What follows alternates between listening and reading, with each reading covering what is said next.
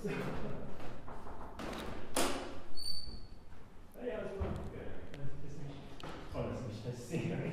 Josh, you can sit on this side. Steve, you're gonna pull my sit on that side. I'm not sure how many people are going to be in for cooking, so, but you can, like I said, or you can sit on this side too, but that's pretty. I was trying to get out of the camera shot. Oh, yeah. Oh yeah, and it really doesn't matter if we get crunched for space. It's not a big deal. I know nobody wants to be on camera, but I swear it's just for my questions. I'm not going to interview anyone.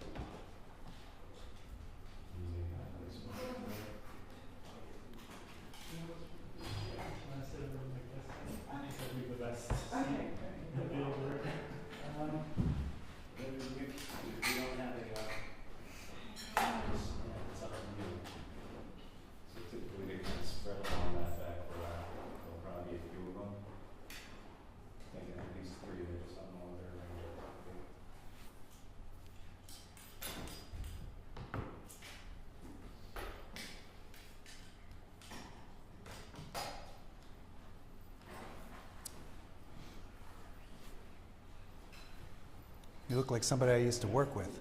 Oh, yeah. You bear a resemblance.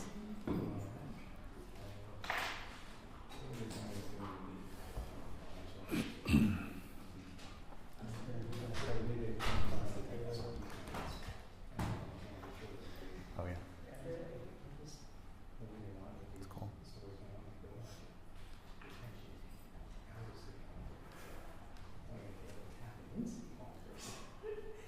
Yeah, also.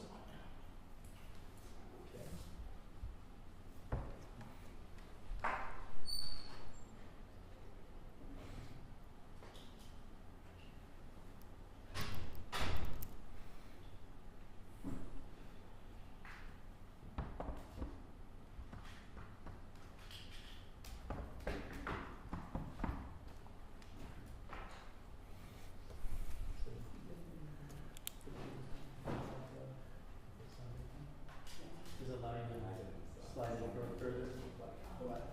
Your mic can slide it closer to the head, it should tilt it. Yeah. If it allows it, it looks like it's kind of comes out. See, you kind of tilt it a little bit. Yeah, it's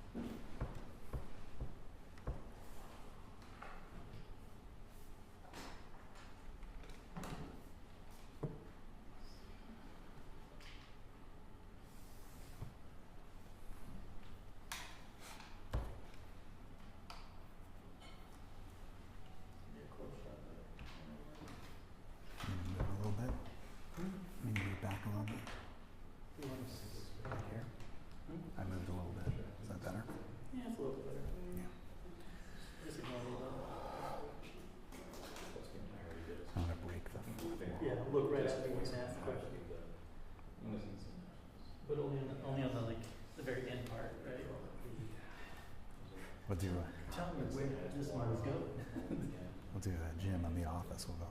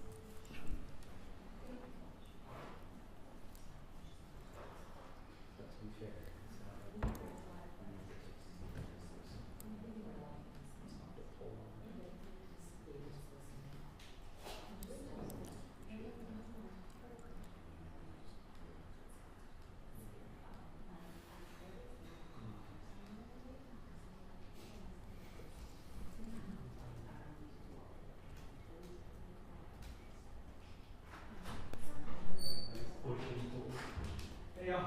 Hey. Thanks for coming.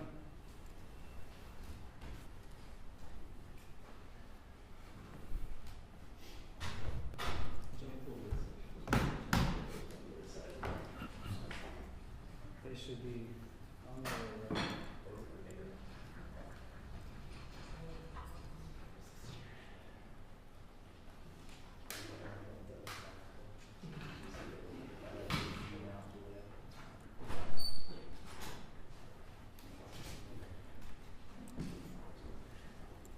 Nice to have some kind of stick to move the mic around. Oh, yeah. Hello, Eric. How's it going? Good. Where you been? I thought they'd Chasing candidates. Everyone misses you, don't you? Guess I wasn't doing my job well enough. Not gonna work. Not gonna work.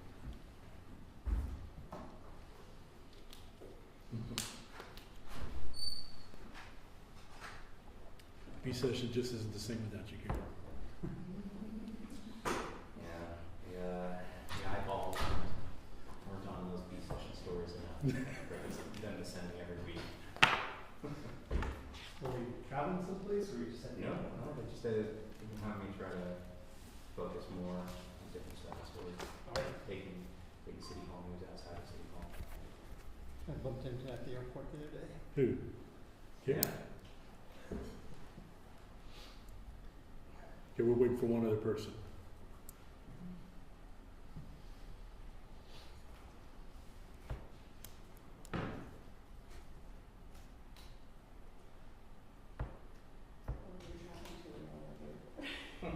No, you was driving. I was we were doing some just real ID,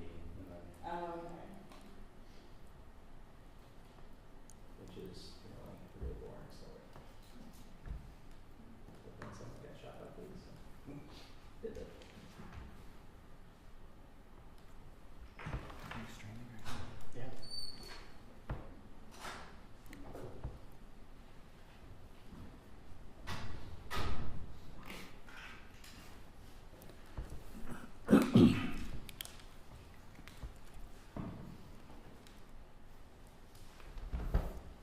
Hold on a second. Yeah, hold on, let's just.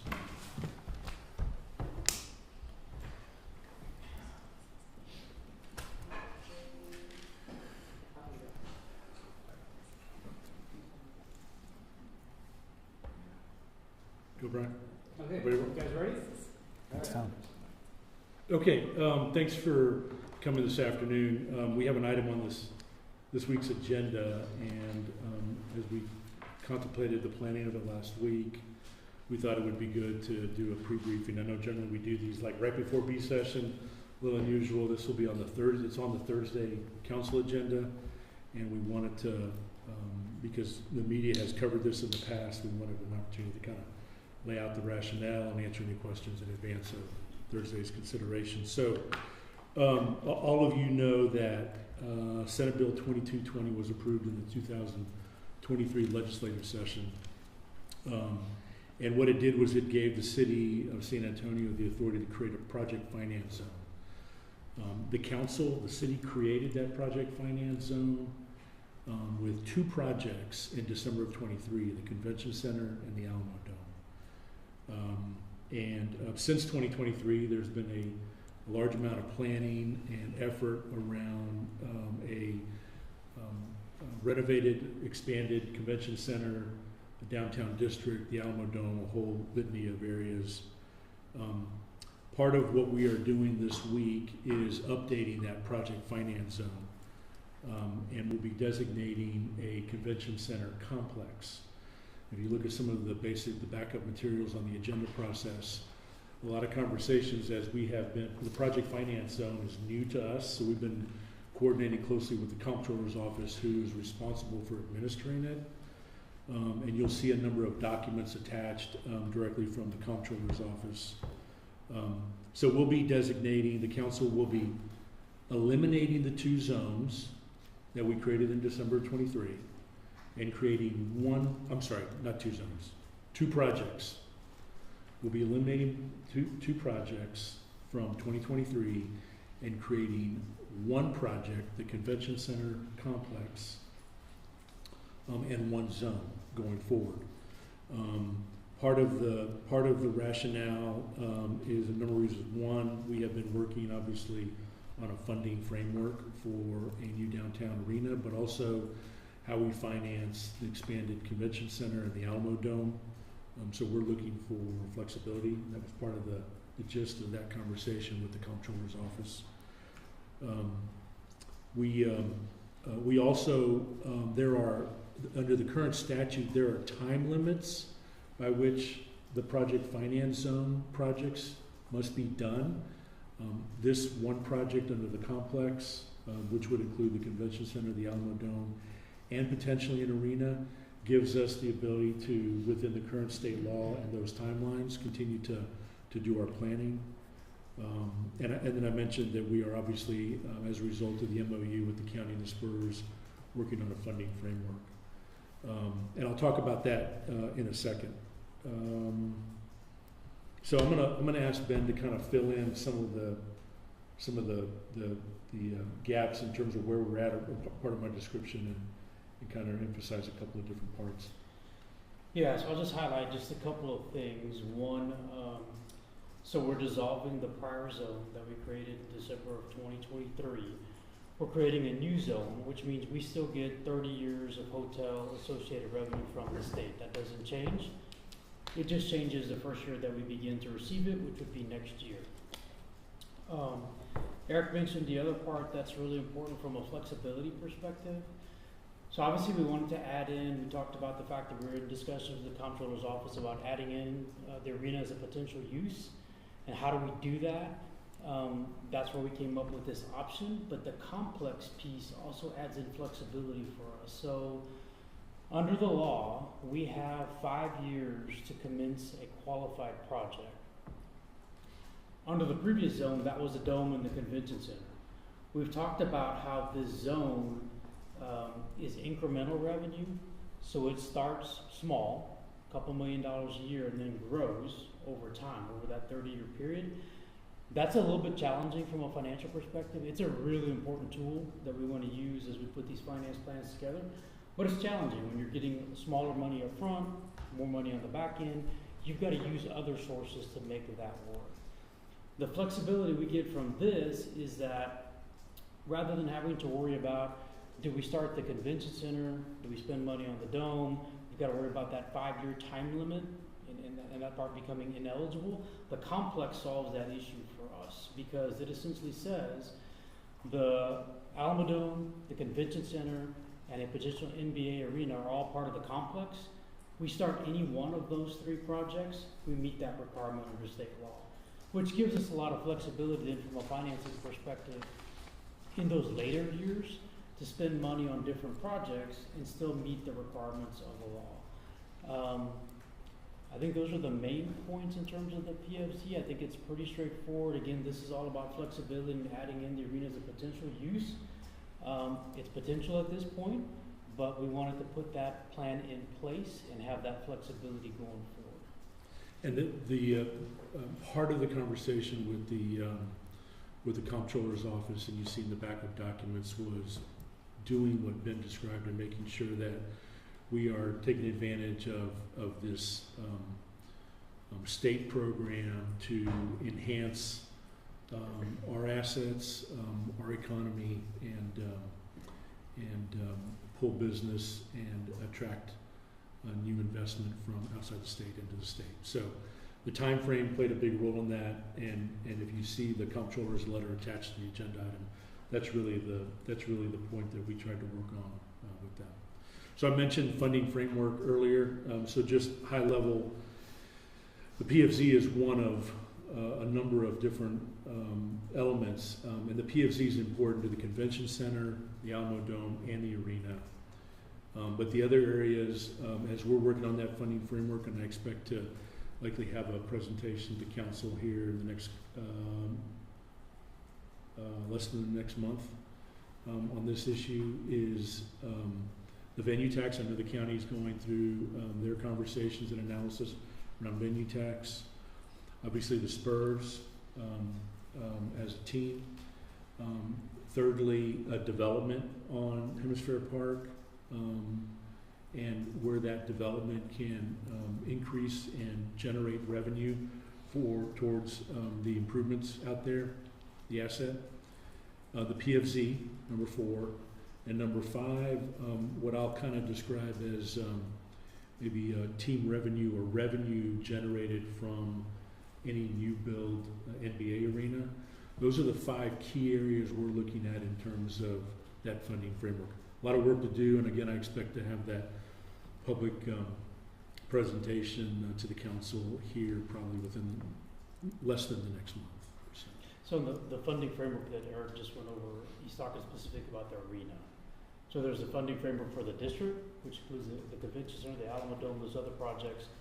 What he just described was just the arena itself. Those are the items we're looking at. Eric, as it stands, will any property tax dollars go to build the arena? No, the cities in Texas are restricted on how they can utilize property tax dollars on sports facilities. The only way that can happen is if it goes to the voters. And early on last November, when we had that initial presentation with council, the council made it very clear that that was not something that they were interested in pursuing. It wasn't anything that we were recommending. But the TERS is still up for use, right? So property tax through that TERS, just not property tax as a whole for the Right. city, right? So I think that was number 3 on my funding framework list. So that's development. So much like the Missions Ballpark, where development within that TERS was or is going to be generating revenue to offset that infrastructure improvement, that ballpark. That's the same way we're looking at it there. There is an existing TERS there at Hemisphere. It's the Hemisphere TERS. It's been around for a long time. There's very little development there. And we would anticipate, as we look at the build out of the district, but also an NBA arena potentially, is that development that would come with that would go towards that investment. Could you clarify what property taxes are we talking about within that zone? So the tax increment refinance zones are created to facilitate either infrastructure or economic development within a zone. And so we have a Hemisphere Park TERS in Hemisphere Park right now. So the anticipation would be, as part of the work that we're doing, is that any new development that occurs there would generate that increment that would be included. And it's public dollars, to Megan's question. It's public dollars, but it's dedicated within that zone. So in other words, development paying for development within that area. But has that TERS been extended for this project? It has not been extended at this point. It could be in the future. So with the PFZ, this is state hotel tax dollars is what's being captured. So this is also public money. What would it be going toward if it weren't being captured in that PFZ? Well, it's three main revenue sources, and it's all state revenue. Senate Bill 2220 allows for the capture of the state's portion of the hotel occupancy tax, the state's portion of sales tax within hotels, and the state's portion, I think, on liquor, mixed beverage Notice and sales tax. within those hotels. And it's within a 3 mile radius of the middle. Those areas would be going to the state. And if you'll recall, in 2023, well, prior to 2023, Fort Worth was the only city in the state that had access to a similar financing tool. Through Senate Bill 2220, the city of San Antonio and the city of Houston received access to it. With this PFC, it could go to the whole convention center zone. What is the, I guess right now, what's the penciled out proportion that's thought to be going towards the arena? So that's the part we're working on now. That'll be part of that presentation here in a couple of weeks. Because part of our number one priority is the convention center. And as Ben mentioned a second ago, the PFZ is important to all three programs, all three projects: the convention center, the Alamo Dome, and potentially an arena. That's the part we're working on right now as we're finalizing plans. You remember the last presentation on the convention center we gave to the council was in December. The kind of the business case, there were a lot of takeaways from that presentation and follow-ups that we had to do. That's one of the things we'll be coming back to council with. When the zone was first created in 2023, you had been pretty adamant about how it wasn't going to go through toward an arena. It was going to be the convention center, and so I guess what was the change of heart here?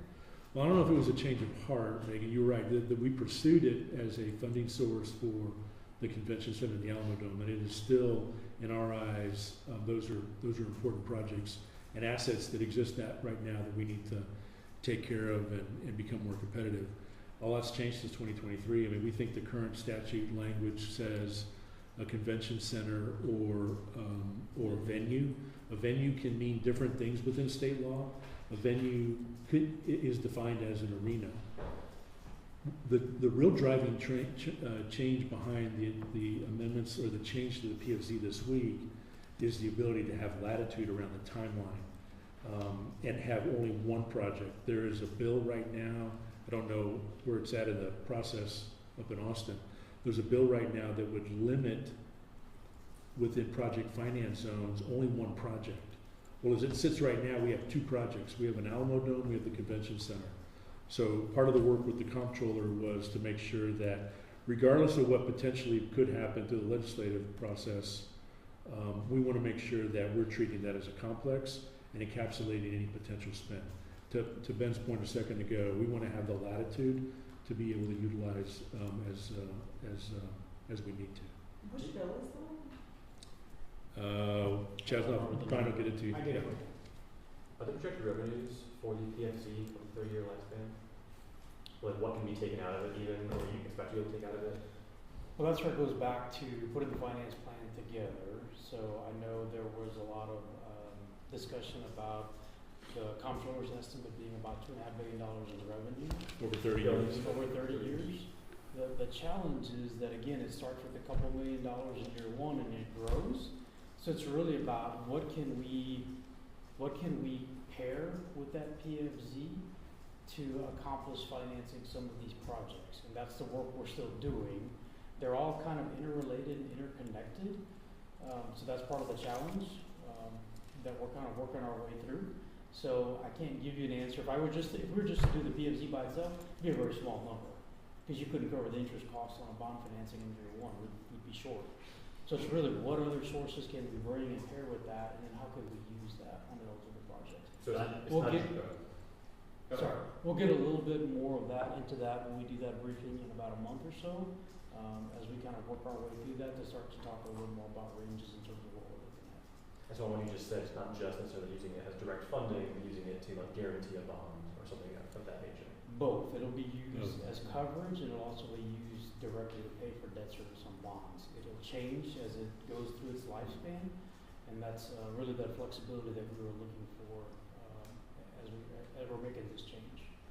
The 200 and change, the 200 million and change, which was, it's now a little bit outdated.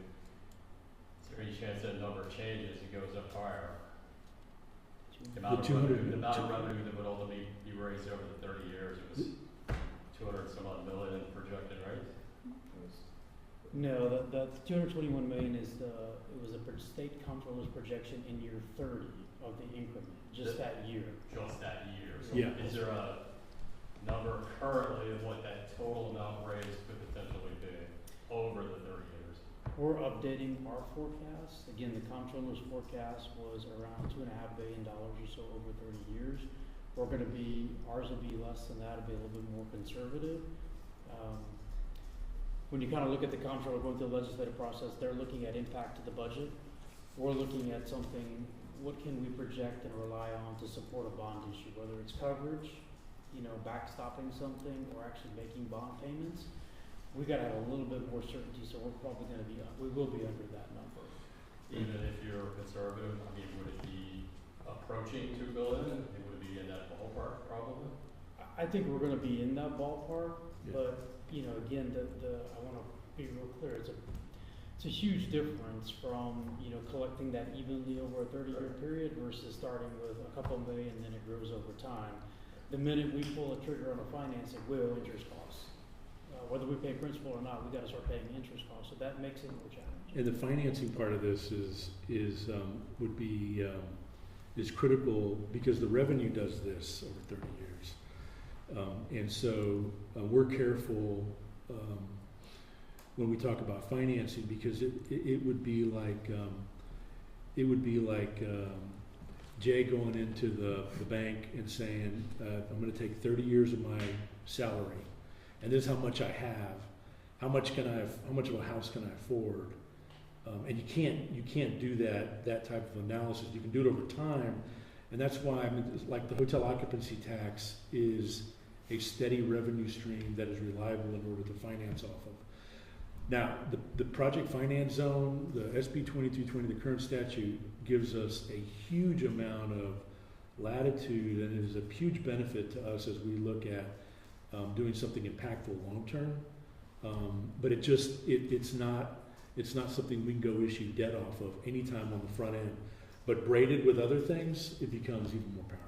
Who will pay for the relocation of the SAWS chiller station, the city or SAWS? Well, SAWS is undergoing their feasibility. We talked about this last week, and they need to do the feasibility on the potential relocation and the potential expansion of that chilled water system. Right now, the city is about 70% of their load, and I know SAWS has been talking about over the last 10 or 12 years expanding the number of customers on that very efficient system. But until SAWS finishes their feasibility, they'll need to finish that before we sit down and kind of work through that. Because they've said that they do expect that the city would pay not only for the study, but for the actual $100 million project. Well, I guess they need to finish the feasibility first, and then we'll we'll work through all that. You said that the convention center is still a priority. Does this change the timeline for the arena, the Alamo Convention Center at all, or? No, in real terms, Sherry, what it does do is it resets the base year to 2025, but in the long term, it's still over 30 years. It really doesn't change any of those priorities. Not one comes first over the other? No, we're in line with what we Yeah. presented before. Convention center is a priority. The arena could be in that short-term window. The dome we had talked about, we've kind of pushed out the more significant renovation of the dome, probably out 10 years or so. We'd mentioned that before because it just, with the convention center and the dome, I mentioned a couple of options we looked at. They were all running in the $1 billion+ range. We don't have enough resources to do both of those projects in the next couple of years. So out of those two, the priority is to get the convention center done, those two being the convention center and the Alamo Dome. So our timing isn't changing. This is really just resizing this PFZ from a timing perspective to give us flexibility. And Sherry, the other part of the element of the larger project that's still a priority is the infrastructure. Technical questions on the on switching. by canceling the current PFC, switching to the new one, does that change the boundaries at all? Because it's still, instead of the convention center itself, it's the convention center zone. And also what happens to last year and this year's increments, I guess, from the original zone. Center point of the zone is if you take the potential arena site, the convention center, and the dome, and you create a triangle, and you take the center of that triangle, you draw a 3-mile circle around that, that's our zone. The zones before were around the center point of the Alamo Dome and Convention Center. Remember, these sites are like less than 1,000 feet apart. So So it doesn't it's like, really It's change. negligible. slight, It doesn't so really slight shift in the change. shape of it, but, and Yeah. then what about I guess the last 2 years, or this year and last year's worth of increment that I guess have collected since the creation of the first PFC? Yeah, anytime a zone is created, the comptroller creates a suspense account that they hold the funds in until we commence with the project. We haven't commenced with anything, so it just really is procedural on their end. They'll cancel that project and restart it with this year as the base year. Okay, so that, those funds go to the state? Yep. Okay. Yes. That's correct. Yes. Gotcha. Okay, so the funds start coming within that 5-year window, one of these begins, then, is that? That's correct. Okay. And the comptroller I'm sorry, go ahead, Ben. Go ahead. The comptroller holds all those funds. They don't come to Troy and Finance. Comptroller holds the funds. Think about Whenever that. they do start, but for now, nothing's really happened, like y'all said, administratively, it's. Right, so we use the current PFZ and we create it. The council passes that next week. This week. This week, sorry. 2025 calendar year becomes the base year. 2026 would be the first increment. Because we haven't commenced the project, the comptroller simply takes that increment, puts it in an account. And they're gonna hold that up to 5 years. Once we commence one of these projects, they'll release that to us, and in the future, it just comes straight to us. If we don't commence, then they cancel it and we don't get any of that revenue. What does the timeline look like for the Alamo Dome under this reformatted strategy? Hasn't changed, it's still in that kind of 10-year window. We're gonna continue to look for options to make sure we've got the capital to keep the Alamo Dome operational during that time frame. We mentioned the term creative capital a little bit, so if there's opportunities and we have revenue opportunities to improve either the fan experience or things that make sense from an operational perspective, we would look at those in that 10-year window as well. But I think practically speaking, when you talk about the magnitude of Alamo Dome renovation, we're probably out at least somewhere in that 10-year time frame. 10 years from now. Y'all talked about the zone really not changing in distance much because it's kind of just going from the center point of these, but correct me if I'm misremembering, I thought that it was still a little bit up in the air where the Spurs Arena could potentially land, so could this end up shifting at all down the road? Like the center point, could it potentially end up shifting a little bit, or? No. No, but for the purposes of creating the convention center complex, for planning purposes, what we've talked about with the comptroller is kind of a center point between all those assets. You have Hemisphere Park, you have that corner, you have the dome. It's going to be negligible in terms of impact on, because it's only hotels within that 3-mile zone. I know this has been mostly a PFZ discussion, but there are other things about, for example, we have been told that a bond may be issued at some point for different infrastructure. Mm-hmm. What are we talking about there? Well, so the conversation at the last public presentation of the council, and it will likely be part of the next update, is what do we need to do from a general infrastructure? That's the infrastructure priority that I mentioned with Sherry, whether that is transportation related or intersection improvements to be able to facilitate, regardless of what happens at the corner of Cesar Chavez and 37, how do we facilitate movement? We've also had a lot of in-depth conversations with VIA about reinstating or reinvigorating the park and ride system. The Hemisphere Park and the Convention Center complex is very close to the intersection of the Green Line and the Silver Lines. So how are we impacting transportation to that area? I mean, the concept behind the district is not just Convention Center or maybe an NBA arena, but it's also the development, the surrounding development, and how do we facilitate people getting in and out of there visitors and residents who are coming downtown. Got about time for about one more question, guys. What public incentives would be in play for a hotel? Ooh, we haven't had any conversations about that. Because back in February, from that point on, they were saying, okay, this is going to be a privately funded hotel across from the Grand Hyatt there, but if there's a gap in funding, that may be made up with some kind of public, some kind of incentives. I was wondering if that was utility related or something like that. Yeah, no, we've done general planning work around that, but our focus has been around the convention center, the infrastructure, the arena, the Alamo Dome. There's a lot more work that needs to be done around that potential site. Eric, the biggest takeaway for you guys, the biggest upside to making this change in your eyes is what?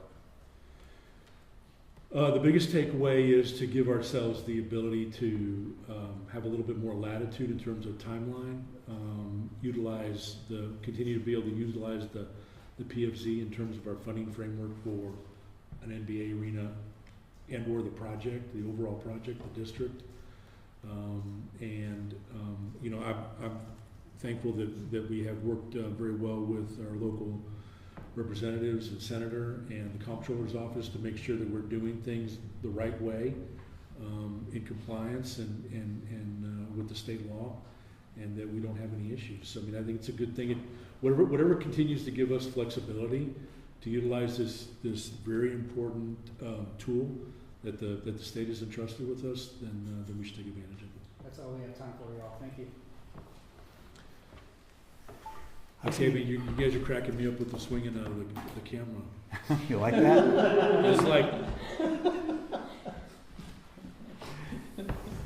Well, that's why they put that thing there, so we can kind of move around. The tours thing, you were saying that it sounded like what you were saying is there's really nothing but kind of commercial development within that well, there's nothing right now. area. I mean, I don't know how big that zone is, the tours. It's actually, I think it runs Slightly the boundaries of larger than Hemisphere Park. And there's no, there's a little bit of commercial development on this side, on the Alamo side, but that whole back end of Hemisphere Park, there really isn't any development. There's a lot of developable property that's available, and the idea would be that if something gets privately developed, then to Megan's question earlier, they would pay property taxes, but the TERS captures that increment that otherwise doesn't exist right now, and we use that development to pay for development within that area. So if I looked at that TERS right now, it wouldn't be generating anything? It's 650,000 last year. I'll confirm all in total revenue. So there's not a lot of taxable value in there. And at the end of the day, remember that TERS is like an economic development tool that we can use under state law.